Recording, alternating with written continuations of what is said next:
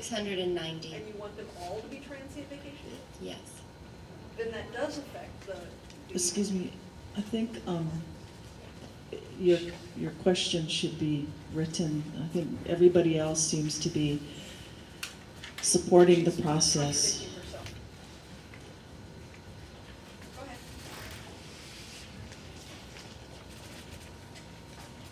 Oh, God.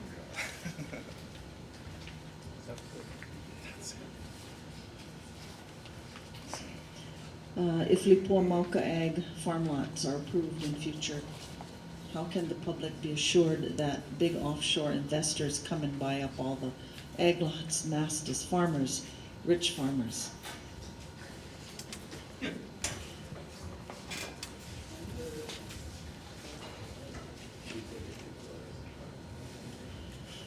There is no crystal ball.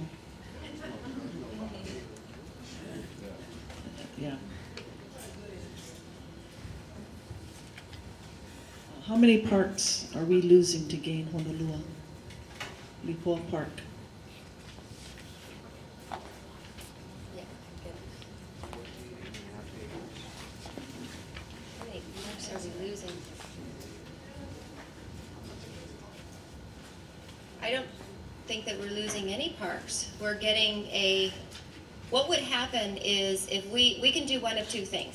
When we do our residential development in Kapalua Mauka, we can pay park credits to the Department of Parks, and it goes into the fund, and when they build those parks is when they build those parks. We can do it that way, where we would pay the $27,000.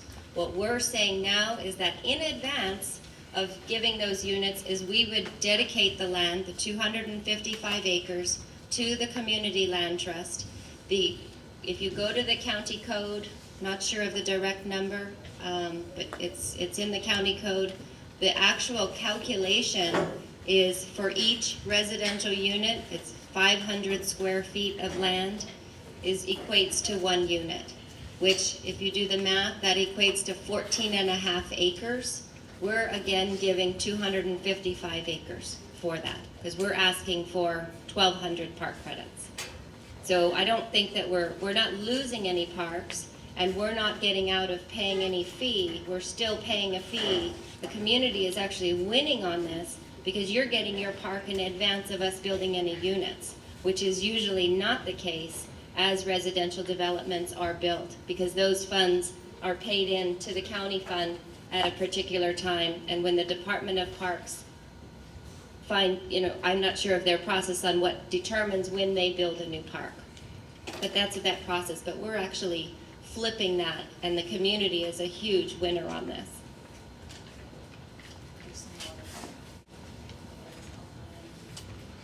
Maui Land and Pine, do you want to add 60 units to the 690 for the hotel? No. No. So I should have said 690 minus 60 units. So what is that? 630 units would be transient vacation rental, 60 rooms to be allowed for a small boutique hotel. Still the same number of units that we currently have zoned in Kapalua Mauka would be the same at 690 units. What will happen to the ag land? Maui Pine chooses not to use it for ag.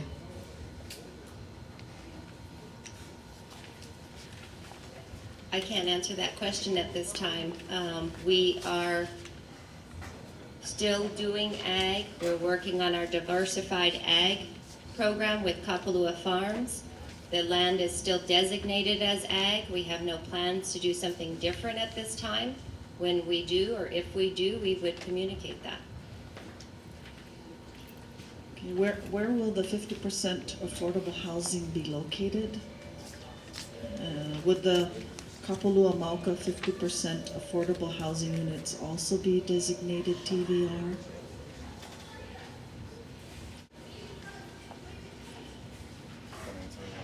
Let's look at it this way.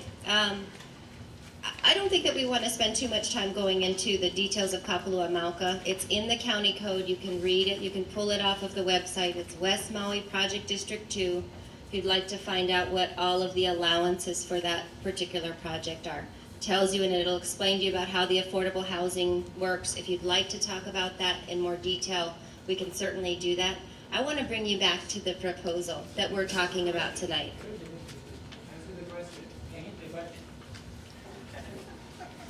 Okay, the question is,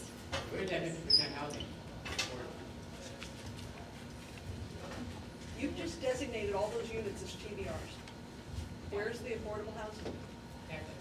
They weren't required to do 50%. Well, it's before they were. Oh,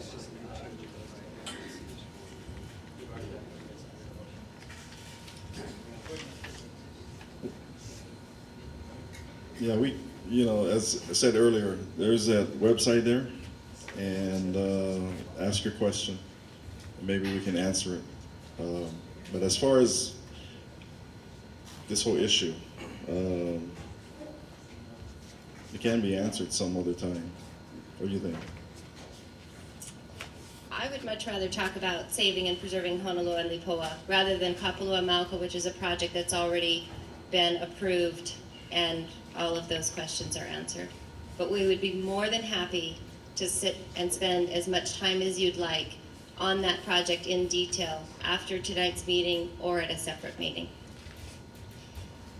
Being a local fisherman, and if the plan passes in the conservation between Windmills and Nakalele Point, will we lose our gathering rights?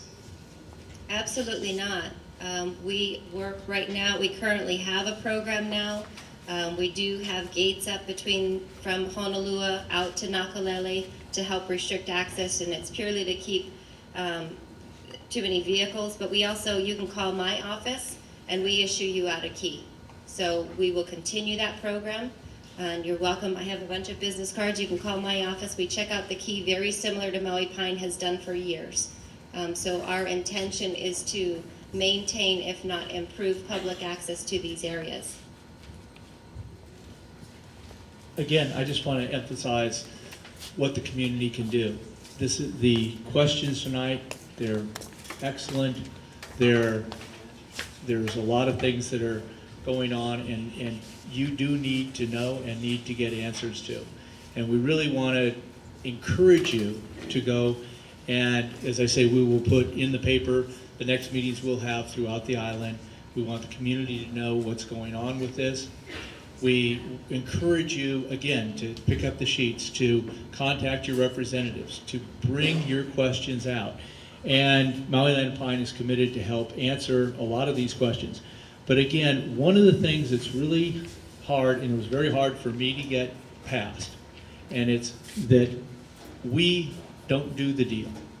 We have a lot of influence in what the deal is. That's why we need to talk to the landowner, which we have done extensively here. That's why we've talked to the mayor, and we've started the process of talking to the council members. It's so important that you voice what your interests are and what you're concerned about. But let's not lose sight of what our mission is, and that's to save Honolua Bay. That's why this whole process was started. That's what Ellie and Bueno did. And I can tell you, it's not easy. We have been through facilitated meetings for 6 months now, and we didn't really come to this conclusion until just recently. It is very tough, and we ask your patience, but we ask that you really dig inside and what are we trying to get out of this? And it's not easy, but ask the questions and keep asking them. It's really important. Wayne Nishiki likes to ask the questions at our meeting, and he has been very good. It's important for all of us. We need to do that. And again, so we encourage you to do that, encourage you to pick up the communication sheets and how you can do that. All of us are happy to respond and move from there.